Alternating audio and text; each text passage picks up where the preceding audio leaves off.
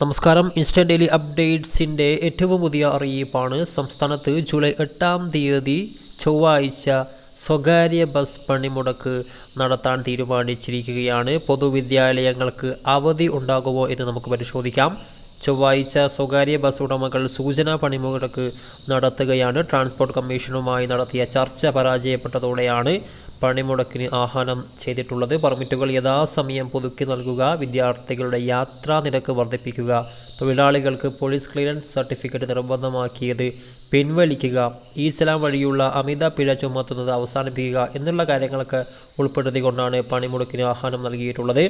പ്രധാനമായിട്ടും നമുക്കറിയാം, ജൂലൈ 9-ാം തീയതി ദേശീയ പണിമുടക്ക് നിലനിൽക്കെയാണ് ജൂലൈ 8-ാം തീയതി ചൊവ്വാഴ്ച സ്വകാര്യ ബസ്സുകൾ പണിമുടക്ക് ആഹ്വാനം നടത്തിയിട്ടുള്ളത്. 2 ദിവസം ജനജീവിതം സ്തംഭിക്കുന്ന ഒരു അവസ്ഥയിലേക്ക് മാറുകയാണ്. പൊതുവിദ്യാലയങ്ങൾക്ക് ജൂലൈ 8-ാം തീയതി ചൊവ്വാഴ്ച അവധി ഉണ്ടായിരിക്കുന്നതല്ല. സ്വകാര്യ ബസ്സുകൾ എന്ന് പറഞ്ഞു കഴിഞ്ഞാൽ സ്കൂൾ ബസ് അതിൽ ഉൾപ്പെടുകയില്ല. സ്കൂൾ ബസ്സുകൾ ഉണ്ടായിരിക്കുന്നതാണ്. അതുപോലെ തന്നെ കേരള ട്രാൻസ്പോർട്ട് ബസ്സും നമ്മുടെ KSRTC ബസ്സും ഉണ്ടായിരിക്കുന്നതാണ്. അപ്പോൾ അതുകൊണ്ട് തന്നെ വിദ്യാർത്ഥികൾക്ക് സ്കൂളിൽ എത്തുന്നതിൽ ബുദ്ധിമുട്ടുണ്ടായിരിക്കുകയില്ല. യാത്രാ സൗകര്യം നോക്കിയിട്ട് വിദ്യാർത്ഥികൾ യാത്ര ചെയ്തിട്ട് നിങ്ങൾ സ്കൂളുകളിൽ എത്തേണ്ടതാണ് എന്ന് പ്രധാനമായിട്ടും അറിയിക്കുകയാണ്.